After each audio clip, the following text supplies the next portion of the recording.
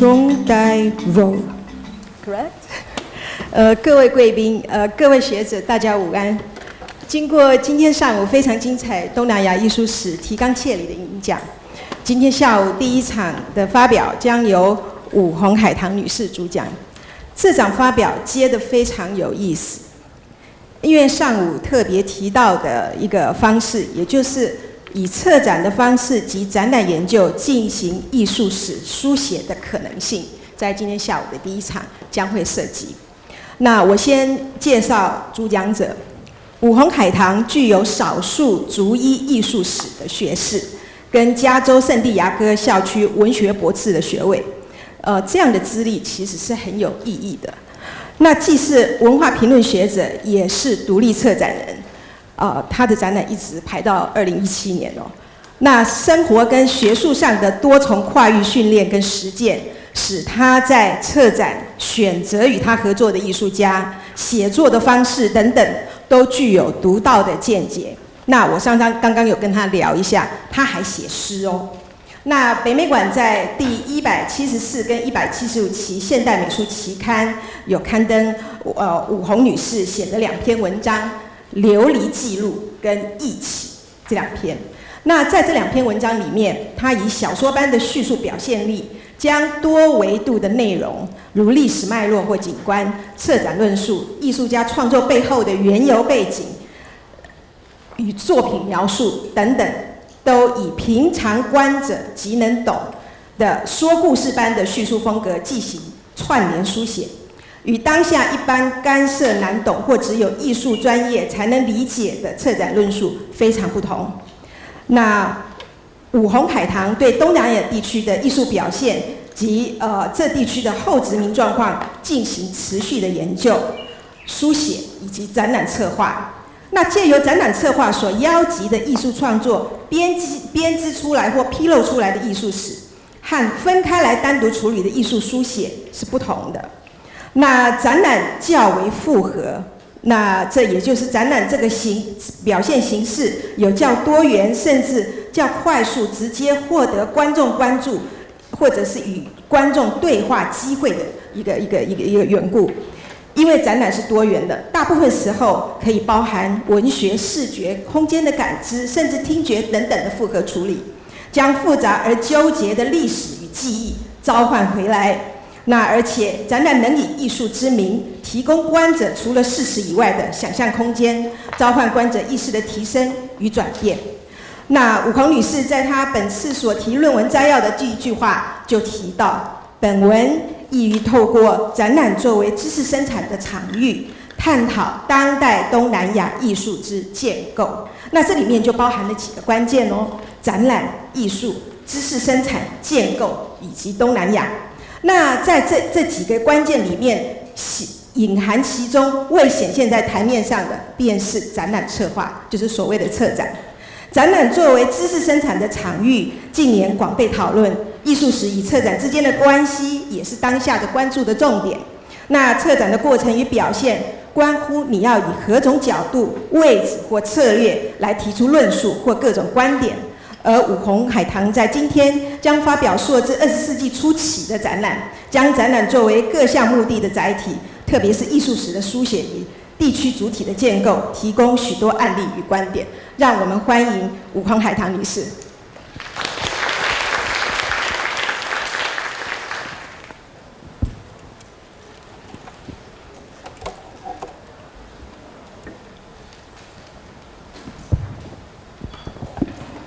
Thank you for the introduction, and I'd like to thank everyone at the museum for this invitation. Very honored to be here.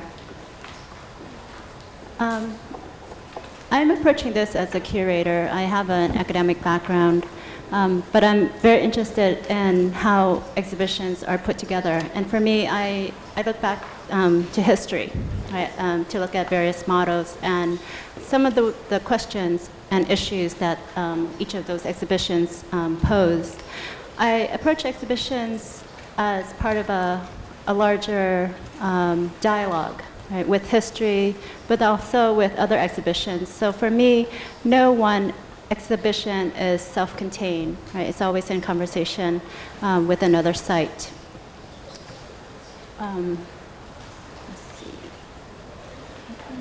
So this presentation will, in terms of the topics and the theoretical foundation, a lot of it overlaps with Dr. Flores' keynote. And with his talk, he looked at our history as a site of knowledge production itself, and I'm looking at the exhibition. So for me, exhibitions are not a given. We come to it with our own lens, with issues that we're interested in, and with our own subject position. So the location from which we come informs how we think about the exhibition and what works we choose. And so I don't approach it as through the lens of universalism, right? That any one exhibition really tells us what contemporary Southeast Asian art is. I approach that as a site that we construct, right? So how we come to know what is defined as contemporary Southeast Asian art, for me, is not a given, right? It's a way that we defined a certain idea. So I'm very interested in looking at the exhibition as an idea, a projection of our values or views, and also desires, right? And for this, I'm very much informed by Panivong Norinder's book, Phantasmatic Indochine. And in that book, he spends a chapter looking at the 1931 Colonial Exposition in Paris, and I'll also be talking about that exposition, but building on his argument. For his book, he looks specifically at architecture. And I'm interested in ideas of mapping. And I'll get more into that later on in the presentation. Okay.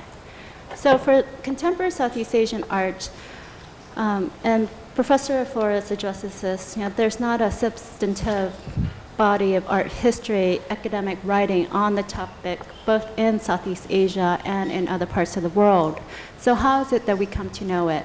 In the contemporary time, we are starting to understand it through the exhibition itself, right? And so these are very important sites to examine for how they are constructed.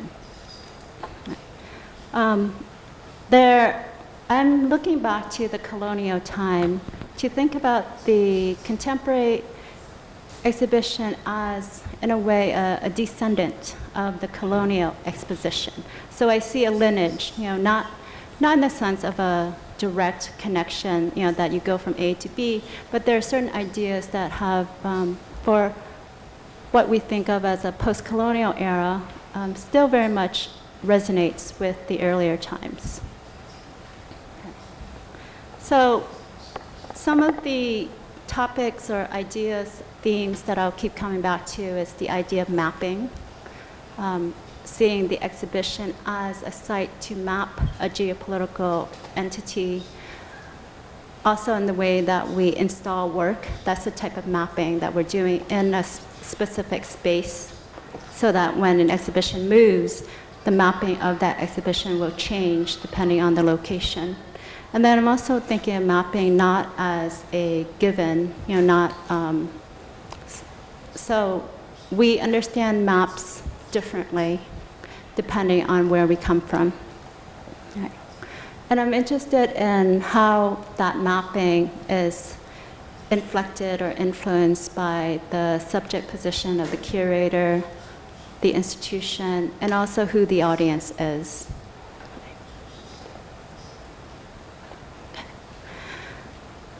So as curators think about what contemporary Southeast Asian art means, one of the big issues that you have to think about is canonization. In art history, much of that canonization has been written with Western art. So you can trace certain eras. We know who the canonical artists are of certain movements. But for Southeast Asian art, that writing is being written right now. And one of the most powerful spaces in which that writing is happening is in the exhibition space itself. Okay. So these curators may not talk about this explicitly, but these are some of the issues that always pop up both in terms of how they approach the exhibition, but also in terms of how audiences receive the art.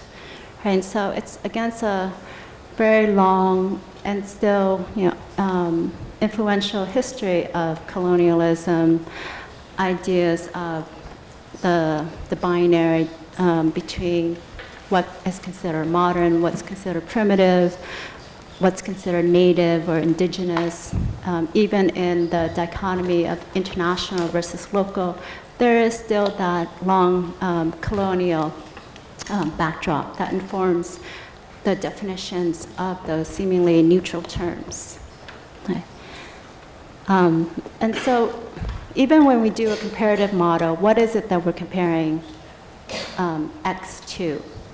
Often the implicit or unassumed or unspoken subject that we're comparing it to is Western canonical understanding of what contemporary art is. And that usually, at least for our time, is associated with performance art or conceptual art, abstract art.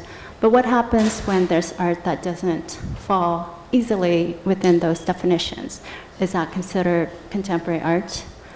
So what's the context for identifying what constitutes contemporary art?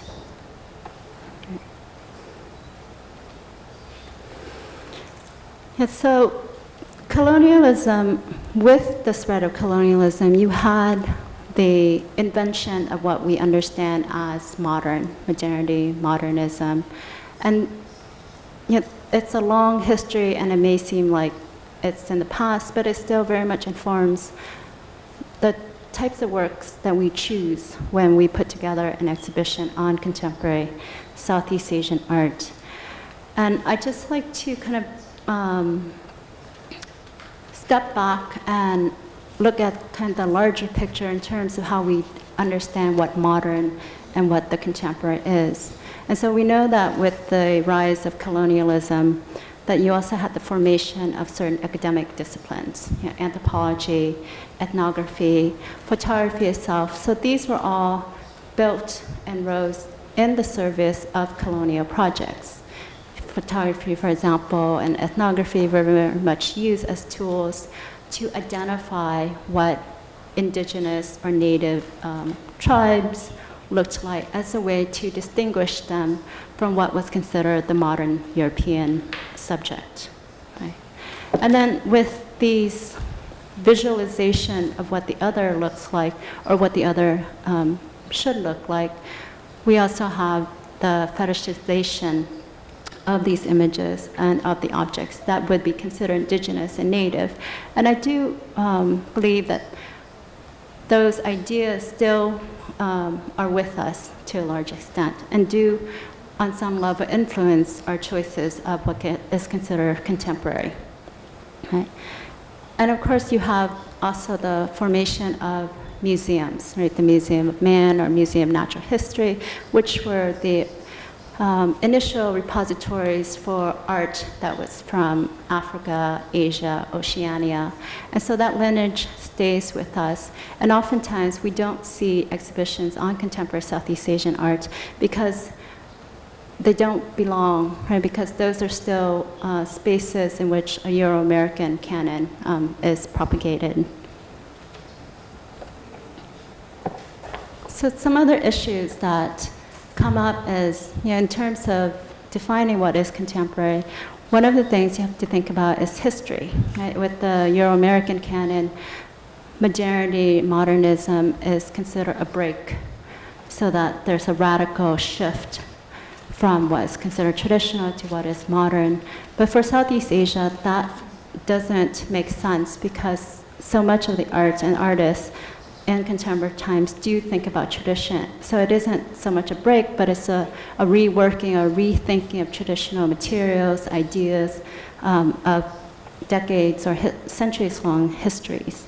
And so how do you approach that if you're looking for art that is supposed to be contemporary, that's supposed to be a break from history?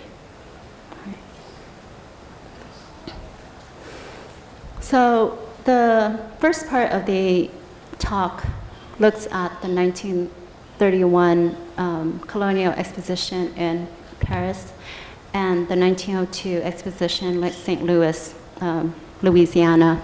And I just kind of wanted to lay out some of the foundation in terms of some of the issues and questions that I would revisit later on when I look at the 2013 Singapore Biennial and the Guggenheim show, No Country, which traveled to Hong Kong and then to Singapore afterwards.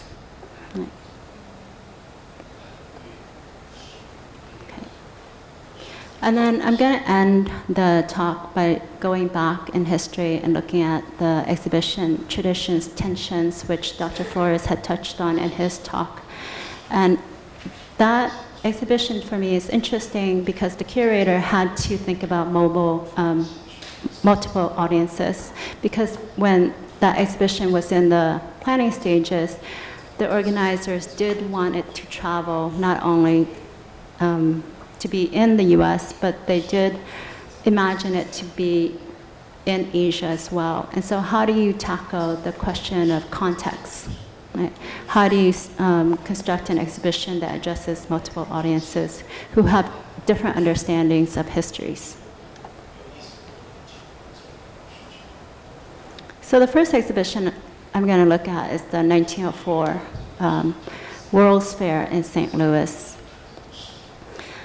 It's not an exhibition in the way that we understand it, because the World's Fairs was kind of an accumulation of various achievements of the nation state. So in this case, with the rise of the US as an imperial power and the start of the American century, this World's Fair was very much a celebration of American power. Okay. And this comes out of the context of the US becoming a significant imperial power with the wresting of the Philippines from Spain in 1898. And then also its annexation of smaller territories, Cuba, Puerto Rico, Guam, some other islands. And so this, I think it's important to understand the context in which these art fairs or exhibitions come out, because they're not isolated events, but that they very much are responding and engaging in certain conversations. And in saying that, I want to underline my argument that I'm not so much saying that exhibitions reflect reality. I'm thinking of exhibitions as constructing reality, right? So that art is not merely a reflection of how we see the world, but art puts forward an argument for how to see the world. And exhibitions do that with a collection of projects. So the World's Fair was also known as the Louisiana Purchase Exposition, and this is significant because this is during a time when the US became what it is. So it spread from the 13 colonies on the East Coast, and then eventually the US would buy territory from France, which constituted, I think, a third of what we now know of as the US, and then eventually would wrest a large part of what we now know as Western and Southwestern US from Mexico. Okay. So with the spreading of the US, there's also intense competition overseas for colonial territories with European powers. Right? And Henry Luce in the mid-century would call this the American century, right? With the rise of American power and the kind of, foreign policy known as American benevolence, the idea that the US would spread democracy for the good of these backwards countries. And so we'll see that idea in terms of the formation of what is known as the Philippines Village or the Philippines Reservation at the World's Fair, which was the most attended part of the World's Fair and the biggest part of it in physical size. Okay. The Americans did not come up with the idea of bringing natives over. The French initiated that in 1889 with their World's Fair. But the Americans would take that idea and produce it on a much grander scale with this exposition. So the Philippines reservation was a 47-acre space within the World's Fair grounds. And I'll show visuals later, but you'll see that it's surrounded by greens, wood areas, versus the other sites were within modern constructed houses, buildings, right? So even in the architectural or the spatial layout of what was considered Filipino versus what was considered American, is you have a differentiation of material and of what we would understand as signifiers of time. Okay. So for this exposition, as with all of them, I'm not doing a thorough analysis of all of them, but what I'm doing is just talking selectively about certain signifiers that came out of it, right? So how do you construct the idea of what we understand as Southeast Asian art? And for this, we're looking at the Philippines specifically, but as an example of how we come to know what is native or what is indigenous. So for this exhibition, I'm looking at the media material, the postcards, the flyers, other public images that were reproduced to advertise the fair. Okay. And so a lot of the material had the image of the native, and you see these types of images in a lot of the ethnographic and photographic material that was also being produced during this time. Right, so the line is very blurry in terms of how these images are popping up in different spaces. Okay. So the whole groups of Filipinos from different ethnic groups were brought over to the US, to St. Louis, to restage what was considered authentic Igorot culture or authentic culture from different parts of the Philippines. And this was a way to display or to showcase the vastness of the US acquisition from Spain. Right? So this, I'd like to think about it in terms of the political and the economic dimensions of art. So throughout this, I'm looking at art not as an aesthetic realm, but as a space through which we understand political relationships, understand economic relationships, okay? How we construct a geopolitical idea of a place. And art is a very powerful way to approach geopolitics because it's soft power, right? We can think about it in terms of that the aesthetics softens the edges, right? It's a way. We can think of Friedrich Jameson's idea of wrapping, right? So that the aesthetics is used to wrap a package that would otherwise be a little too blunt. Okay. So here you see on the far right side, next to that pink vertical building, so to the right of it is the Philippine reservation, right? So you'll see that all these pink buildings themselves were used to house the wonders of American technology. So the railroads, the telegraph, the light bulbs, so all these technological advances that were happening at this time. You'll see the signs of industrialization of technology, what we come to know of as the signs of American world power. You see these machines housed in the pink buildings, but then the reservation itself is a little off to it.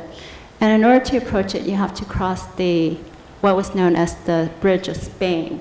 So even in terms of the names that were used to map out your movement on the ground fairs, has its geopolitical dimensions. Okay. So you see the reservation there. That's the grounds, and then you see the bridge that leads to it. So within these buildings, you had natural history, right? So we talked about this is also the rise of the founding of natural history museums, histories of man.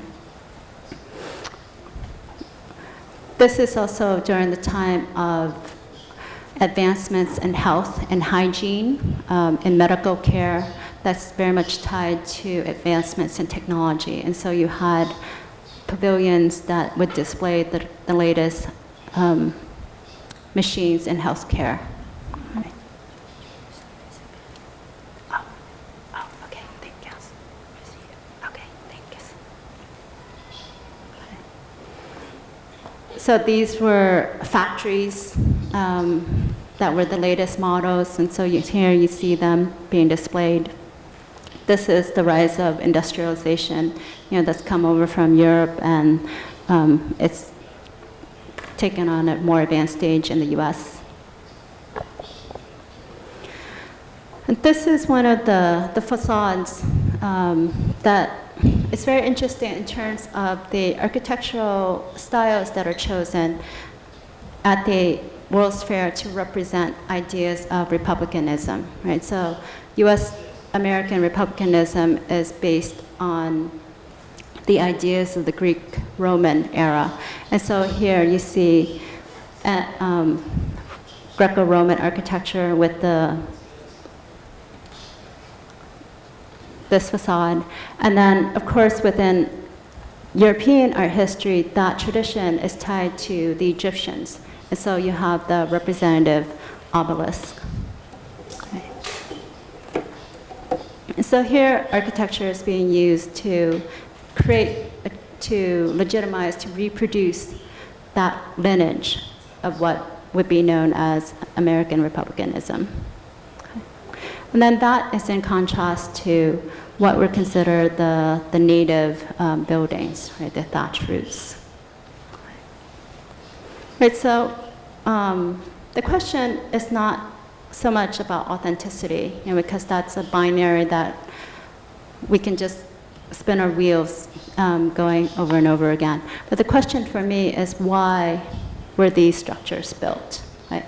What were the ideas that the organizers wanted to create or to propagate? So this is the Bridge of Spain that leads to the reservation. Okay. And we see the fairgoers lining up. Right, so they'll go from the spaces of the modern to the spaces of the primitive. So various indigenous populations were brought over to perform what anthropologists and other scientists or missionaries, other writers consider authentic attributes or authentic behaviors, rituals. And so these were performed, right, for the fairgoers themselves.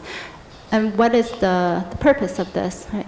In performing these, we can think about canonization. How do we know what a canonical artist is, or how do we know what the great artists were? Canonization itself is a process of repeating. If you keep showing certain artists in various sites around the world, eventually that artist gets to be known and gets to be canonized. And so I'm also interested in kind of thinking about that process of repetition in terms of the way that we canonize certain images of the primitive, right? It's through the performance of these rituals, it's through the repetition for the viewer. Okay. So one of the stereotypes was that various tribes were dog eaters, right? So this was one of the performances that was performed for the viewer. Okay. So you had people dressing up in what was considered native costume, right? So that you can come and you can watch them in their daily lives. Okay. So I'm just going to leave that there.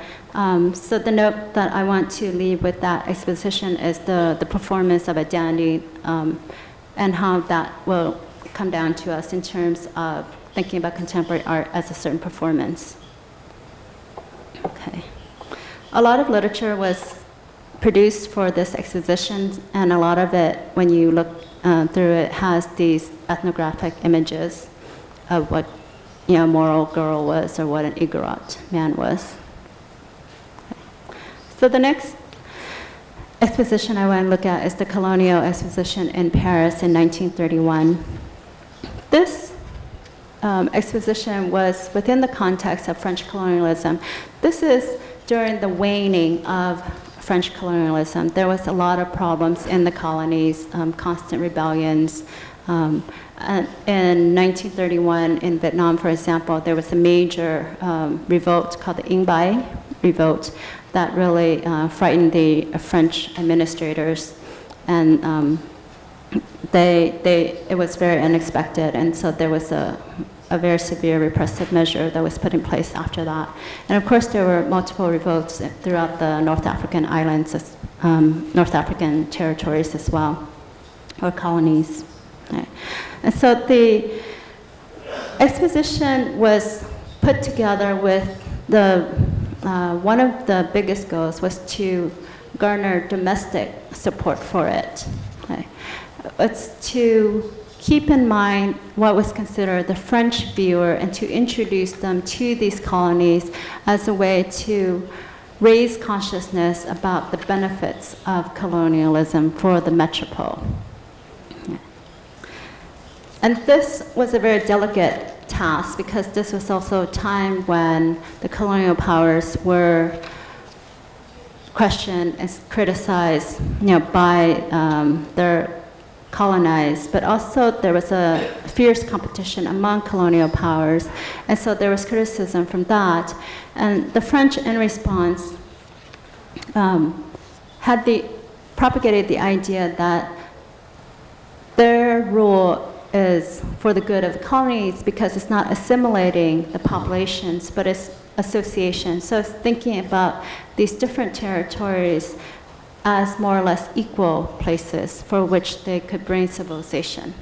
And we see that in terms of the printed material, the visual material, how that is laid out. Okay. So I had talked about Frederick Jameson's idea of wrapping and of the aesthetic being used to kind of cover the blunt edges of the geopolitical. Right? It's a way for us to mystify or to talk, when we talk about aesthetics only, it's a way to dismiss or to hide the different power relations. Right? And the other idea that I'm interested in is the projection of ideas and of desires, right? So that when we put together an exhibition, we have certain ideas or fantasies or what our expectations of what constitutes art from a certain place. And so Penny von Orinder talks about architecture and other media not as givens, but as sites onto which we have projected certain desires. Right?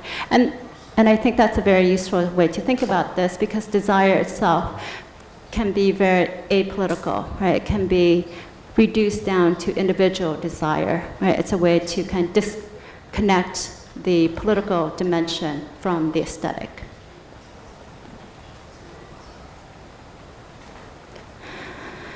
So one of the significant sites at the exposition was Angkor Wat. Right? So Angkor Wat has 5 towers, and Narendra talks about how this temple with its 5 towers was reconstructed at the exposition as a way not to so much transfer the glory of the Angkor Empire, but as a way to represent French colonial power onto an existing site.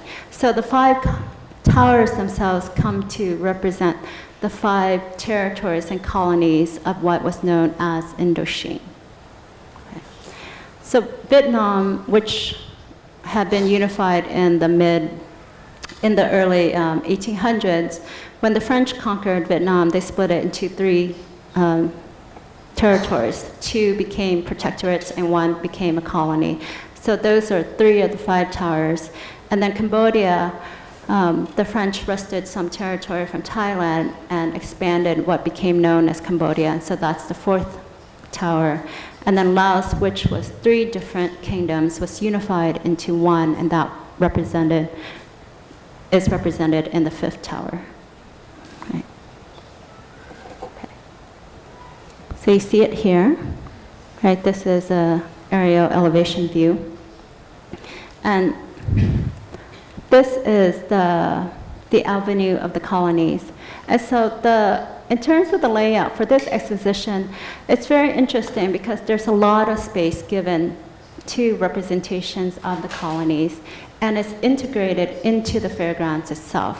And what's also interesting is actually the pavilions that represented some of the other nations that accepted the invitation to participate. Their pavilions are quite small in relation to the structure and to the avenue. And then various buildings or sites here represent other colonies. And Angkor Wat, even though the 5 towers represent the 5 territories of Indochine, each of those territories also have their own pavilion. Okay. So here you see the front facade.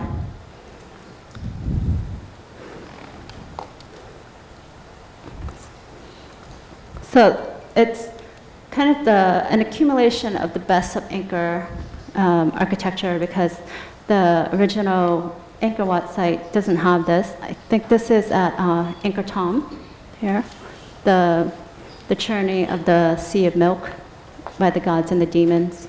Right. This is the back facade.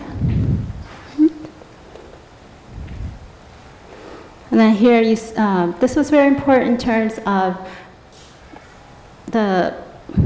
in a way, elevating the colonial part of the government to the president's attention, because here you have the President Paul Dume walking with the Minister of Colonies.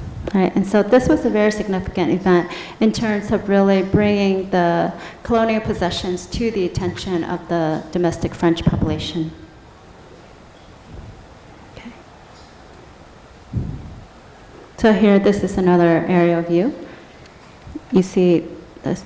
So you can see on the map itself that it's a huge space. And then this is the Avenue of the Colonies. These are various pavilions for Madagascar, Morocco, Algeria, Indochine, Cochin China, Cambodia, and then, let's see. And then here are the smaller pavilions for other countries that were invited and that accepted. Another map, right? So this map differs from the other map for the St. Louis World's Fair, because here you see the colonies here in a way integrated into the planning. Right. So it has a significant presence. This is a close-up of the section itself.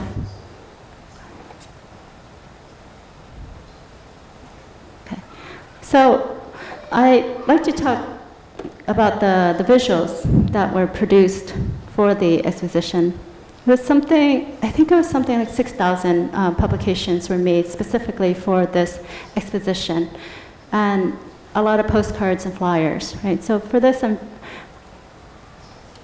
very interested in how Paris, as a representative of France, is the center of the world. And so, this goes back, of course, to St. Louis XIV, the Sun King, and the construction of the French boulevards in Paris, where the Sun King is the center of the world, and then all the boulevards radiate out from the center.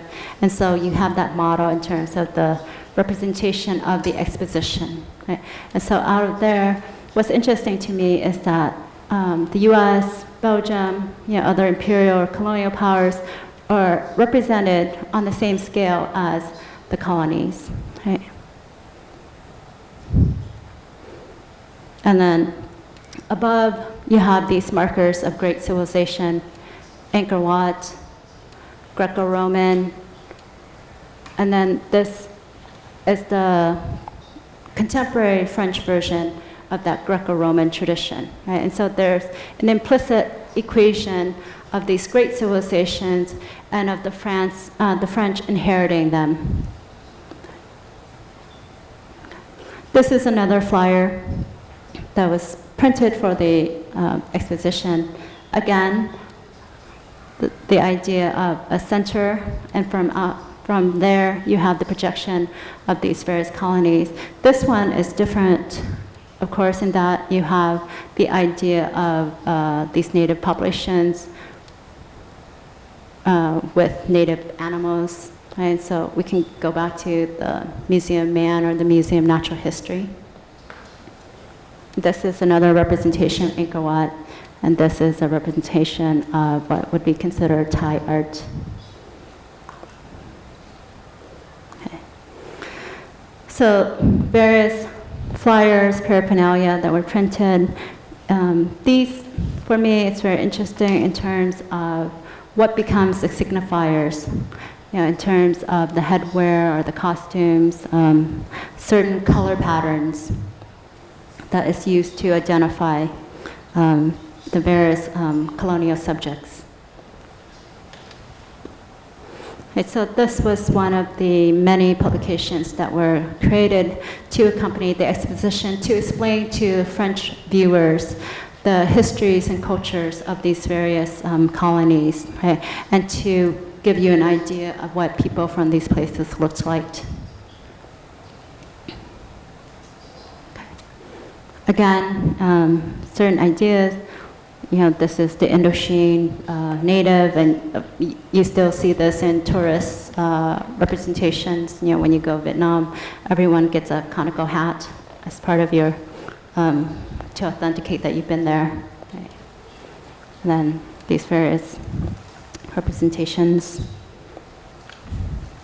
And you'll see in the background, there's the French flag, and then there's Angkor Wat. Right. So a connection being made through the architectural symbols. Okay. So the pavilions, the grounds were raised, but the one building that remained was the Museum of the Colonies. And that would take on various names, and it still exists today. Okay. So what's interesting is that through the decades, it came to house the collections of arts from Africa, Asia, Oceania.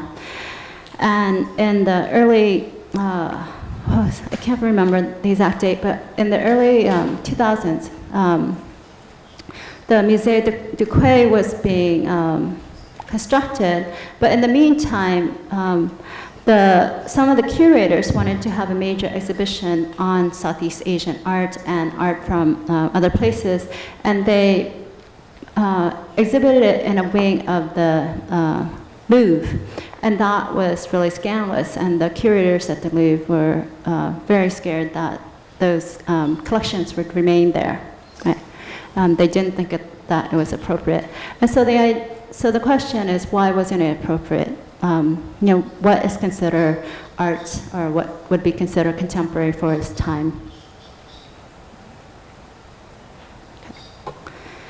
So two recent exhibitions that I'd like to cover are No Country, Contemporary Art for South and Southeast Asia. This premiered at the Guggenheim in New York, and after that it went to Asia Society in Hong Kong, and then to the Center for Contemporary Art in Singapore, which is a new art space in the Gilman Barracks.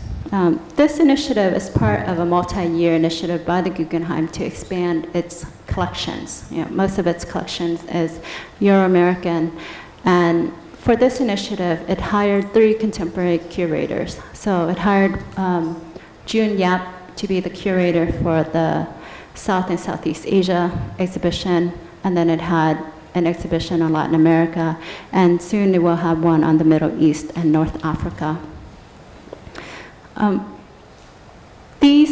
The works that were in this exhibition were mostly by artists whose names you would probably recognize, because these are names that had been circulating in the biennials and the triennials.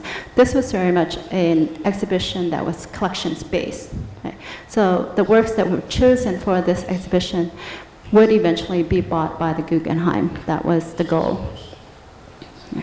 So the question is, how do you choose which works to include in the collection? Right?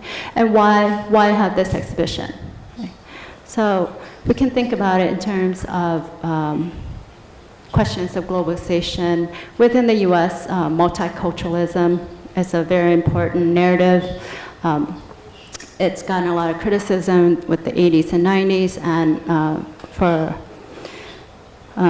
a lot of people actually criticize it as a way to just put some pretty coating on the top, right? A way to include some work, and then you don't have to really talk about it. And so that's one of the criticisms that this exhibition has received. On the other hand, it's also, in the Q&A this morning, we also know that when an institution like the Guggenheim has an exhibition like this, it brings up the value of these works and of the artists enormously. Right. One of the ways to think about this exhibition is, why would you bring together art from South Asia and Southeast Asia? Okay. My argument is that because there is a long art history narrative that thinks about Southeast Asia as derivative either of China or of India. Okay. So it may make sense, but we also have to think about how that narrative comes about. T.K. Sababati, in terms of talking about some of these narratives, one of the arguments he makes is when the French anthropologists and archaeologists came to what was known then as Indochine and studied, for example, the Angkor Wat ruins, the sculptures, a lot of the styles, they could not make sense of it because they could only see those sculptures within the framework of Indian influences. So what do you do when what you see in front of you doesn't fit with the narrative that you come to look at it with? So one of the arguments he makes is that, so you leave those things out because it doesn't fit in the narrative, right? So it's not important. So it's really important to think about how the narratives or the frameworks that we bring also shape what we see and what we don't see.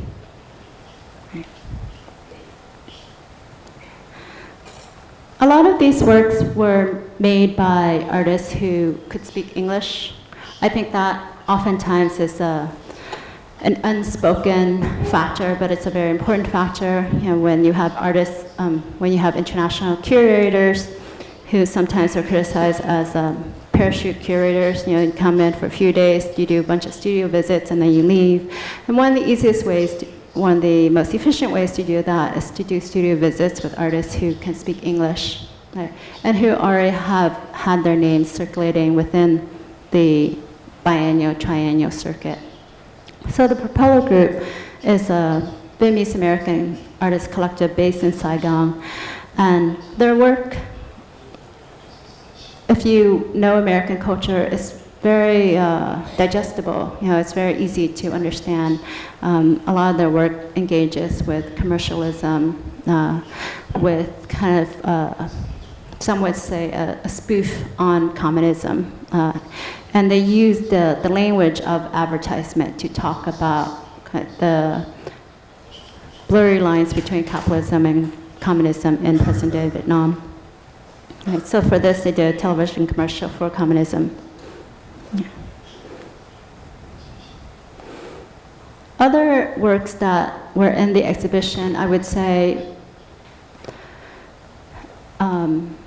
you could understand within the narrative of how you understand the geopolitics of these countries from the position of the US. So say in the US, Vietnam is known as an autocratic government, nation state. And so this work, it's about repression. Here it's about homosexual identity. This Dung Dang is one of the few artists in the exhibition who is not as well known as the others. Right. For Myanmar, you had this work, which white stupa doesn't need gold. And so stupa is an architectural form that you see all over Burma. Right? And so again, for me, these works often give something that the viewer doesn't have to do a lot of work to understand, because these are signs that are already available, right? They're images that are already available. Navan Rawan Choco, he's a Thai artist whose family came from Pakistan. His parents left Pakistan with the 1947 division. And here, this work, in a way, kind of brings together the exhibition in terms of the connections between South Asia and Southeast Asia. And you have also the bridging of pop culture and of fine arts, right? So these images of Bollywood characters, the images of the tuk-tuk. And so you have like these different genres, media, images that are already available to a US audience. So Pip Pic is one of Cambodia's most well-known artists. He left as a child after the genocide, and he grew up in the US and trained at the school of the Institute of Chicago. And then he went back to Cambodia to live and work there as an adult in his 30s. He had the first solo show at the Metropolitan Museum of Art in New York. This was very significant because this had never happened before. But what's interesting about the solo show is that it was not put in one of the contemporary art gallery, but it was put in the Asian art galleries where the pre-modern works were located. The Autolith group, we know them very well. This is also a very interesting group because they bring together a lot of the political influences, thinking about South Asia in conversation with communist China, with Cuba, and so really covering a lot of geopolitical ground through their work. So here it's a global dimension that this work offers us. Okay.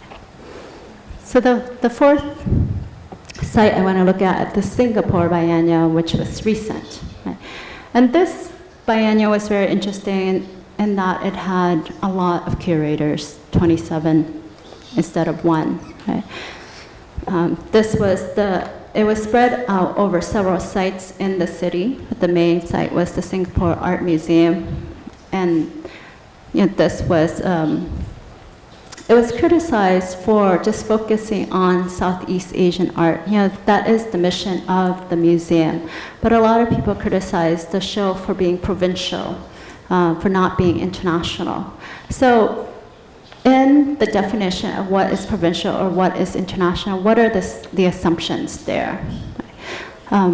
When we look at a show at the Guggenheim or at MoMA or at the Louvre, if it's, say, a group of European artists, would we say that that show is provincial? Right? So what are the assumptions in using those terms? What is the framework? What was interesting about this exhibition is that rather than a single curator, you had 27 curators. So even within the same country, you would have multiple curators. So within the Philippines, for example, it wasn't just looking at Manila as an art center, but also Baguio. In Vietnam, you had a curator, one from Hanoi, one from Saigon, and they were charged with proposing projects from those particular regional localities. Okay? So this, of course, was also another reason for criticism that the show was too provincial, too localized. Another criticism that the show received was that most of the artists were not well known, were not significant players in terms of the shaping of Southeast Asian art. Okay? But the question I would ask is, how do you become a well-known artist? Okay? one of the platforms to which you become well known is if you get a work in a biennial or in a triennial. Right? A lot of these artists were not well known or were somewhat known before they showed here, but a lot of them actually have gone on to be well known. Right? So Udam Tan Wing, for example, he's in the Asia Pacific Triennial now, and he's gotten a lot of attention in Japan and also in Europe. He just did a group show, I think, in Oslo recently. Mirsa Darabath, who's a Lao artist, she was not really known before this biennial, but now she's in, this past summer she was in a show in Lyon. And so the question is, well, how do you determine who is a well-known artist?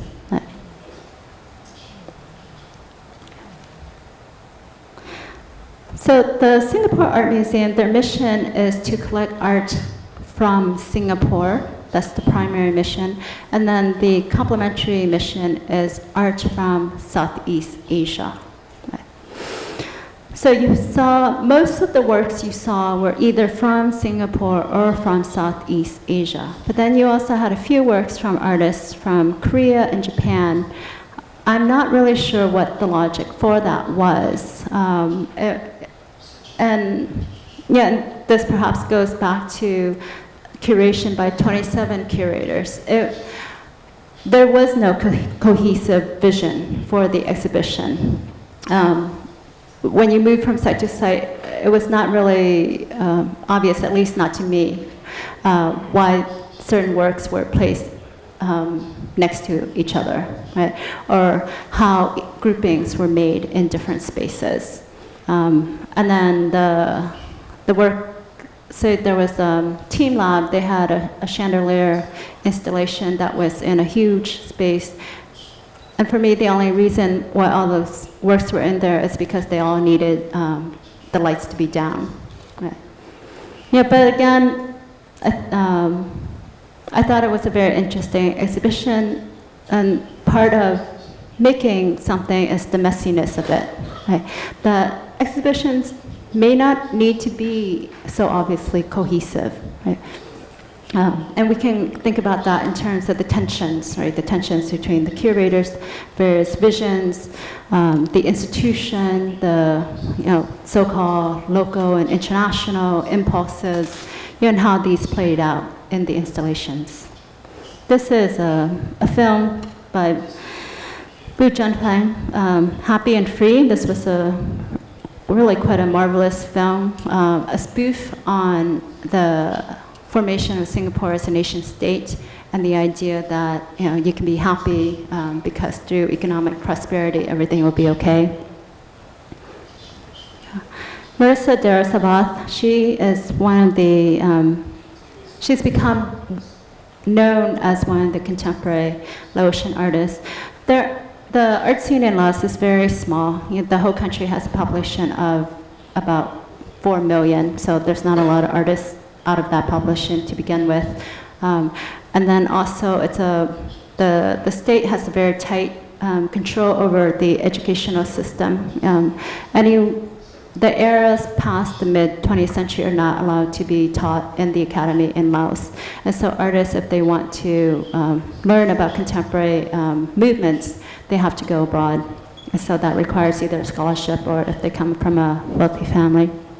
Mirsa Darasabath, her career has been helped to a great extent because the owner of M Gallery in Singapore found her when he was doing one of his visits in Laos, and he has taken an active role in promoting her and in supporting her financially. Okay.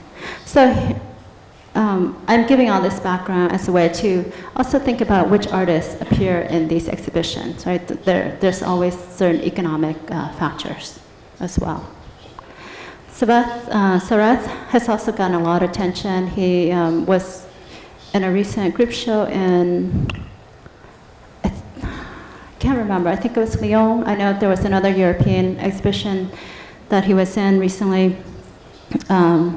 So Toy, Journey of the Sea of Milk. So a lot of his work looks back to ancient Khmer architecture, and he updates them. here he wraps the sculptures, the struggle of the demons and the gods in army uniform, camouflage uniform. And I read it as a commentary on political repression and the corrupt political system in present-day Cambodia. He laid the sick classroom. This is a commentary about the educational system as a way to propagate ideas, as a way to build the nation state. So Udam Tran Wing, the Waltz of the Machine questions. Probably a lot of people in the audience are familiar with this work. This video installation has gotten a lot of coverage. He was commissioned to do a second component of the video. And that right now is in the Asia Pacific Triennial. Okay, I have to move on. I want to just end very quickly with the exhibition Traditions, Tensions that was curated by Epanan Poshananda. And for me, this exhibition was very interesting in the sense that he did not approach this in any way as a comprehensive survey of Southeast Asian art. Right? And it wasn't necessarily just Southeast Asian art, but he was really interested in looking at these rapidly urbanizing societies and thinking about some of the issues that artists were struggling with. And so here, you're not reproducing a certain geopolitical imaginary, but looking really on the ground in terms of what the histories and the issues were.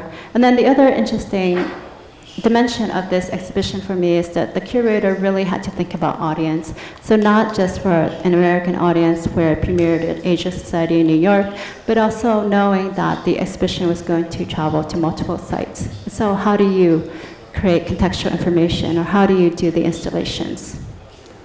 Okay, so I'll stop there.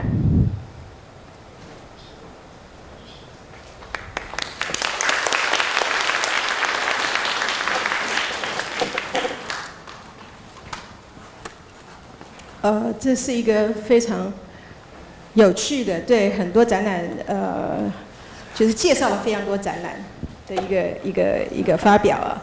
那其实武红女士列举了5个国际的策展，这5个国际的策展里面，在她的那个前言里面就有讲，其实展览是具有积极性的建构。 其实是从有展览这个项目开始，它就是一个积极性的建构。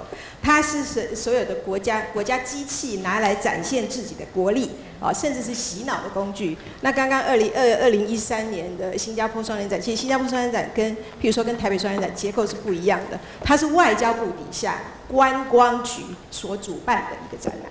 从头到尾，它都是这样的一个结构，所以它会有一点点洗脑的倾向，以及认为展览是一个跟大众有关、是提升意识的一个工具。他们从很早有艺术博览会这件事就开始了。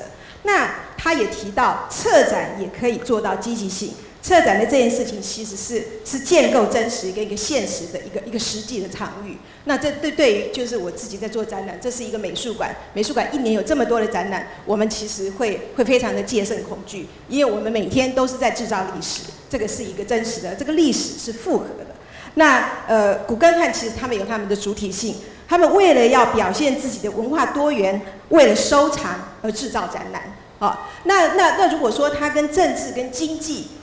是有关系的，这是没有办法排除的，因为这个其实是另外一个研讨会的一个其他的议题，也没有一定的答案。但是这里面，我觉得在这么多的展览以及这么多的问题里面，有一个部分，我觉得一直不会有固定的答案，也一直流动，但是它对我们都非常重要，就是什么是艺术，什么不是艺术，它应该被放在哪个脉络，它被放在哪个场所，它其实这还是多元的答案。但是每一个策展人他会用他自己的方法来提供不同的那个的想象，多元的想象，不是固定的。好，这是一个有可能的，它不是一个解决的办法，但是每个人的训练不一样，以及每个场所不一样。那因为东南亚地区跟所谓的，因为如果说不要西方建构的一个知识体系，你排举它，你就要从基础收集起，这个是正确的。但是呢，这个发展不一样，所以用什么方法呢？因为其实有名的艺术家很多都还是西方训练出来的，包括东南亚地区的艺术，特别是第一波。那你会不会讲英文？这个也很重要，因为我有时候也会跟艺术家说，你为什么不会讲英文呢？因为来了一个策展人，因为你不会讲英文，你就没有办法沟通，那就要有很多的转译。那在这里面怎么彼此能够对话，这个也是一个就是这个牵涉另外2个研讨会全球化的议题，对不对？那我们现在还是留一点点时间给观众，因为今天已经有压缩到比较晚，希望他趁那个。吴黄女士还在这边，还是可以问几个问题。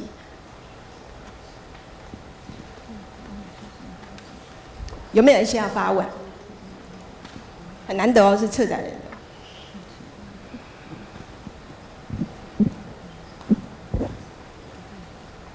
你好，我是独立策展人罗秀芝。那我也想，刚刚从您很精彩的那个演讲里面呢，你去解析了某一些就是从殖民时期的，包含比方说法国的那个帝国神话这些，透过一个展览的那样的方式去分析那背后的那个权力运作的一些机制，然后用 mapping 啊这些去分析。我觉得非常的有意思。那也看到了你介绍了5个重要的展览，那背后可能形成这个展览的论述的一些痕迹。那我比较好奇的是说，作为一个独立策展人，那您在做展览的时候，哪一些是您考量的重点？就是这个展览作为策展，作为一个积极的知识生产也好，或者是说某一种意识的。或者某一种讯息的传递也好，您个人的那个操作方式是怎么样的？可不可以稍微的简单的描述一下？谢谢。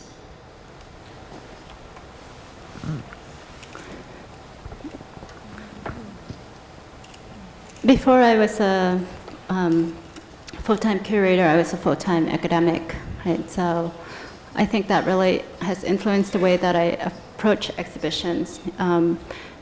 And also, I love stories, and so I approached the exhibition as a storytelling space. It's a narrative that you're writing, right?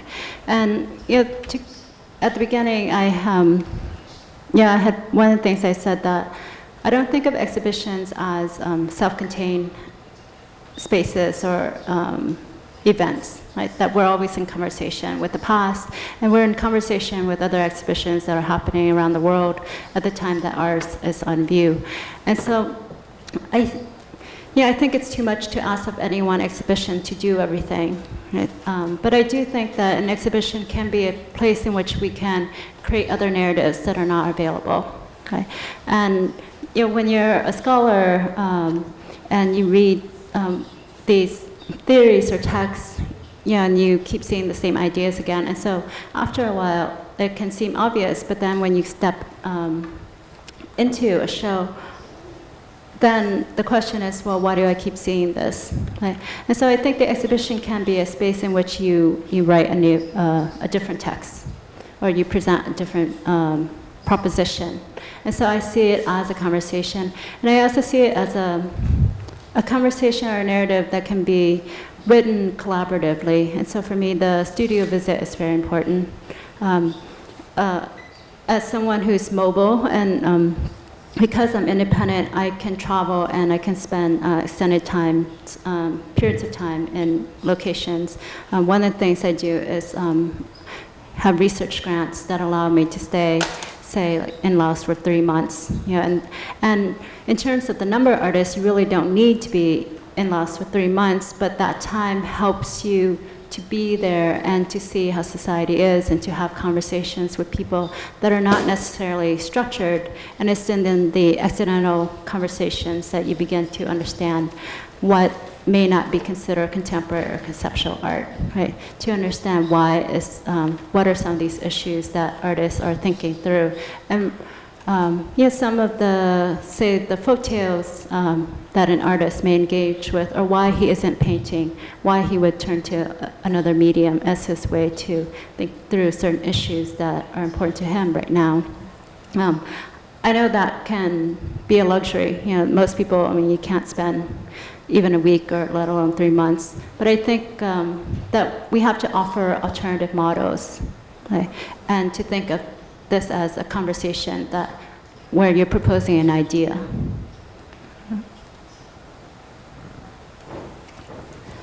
谢谢罗秀芝小姐。我想，因为这一场演讲时间有点比预计的长了一点，那我们在最后一个问题好吗？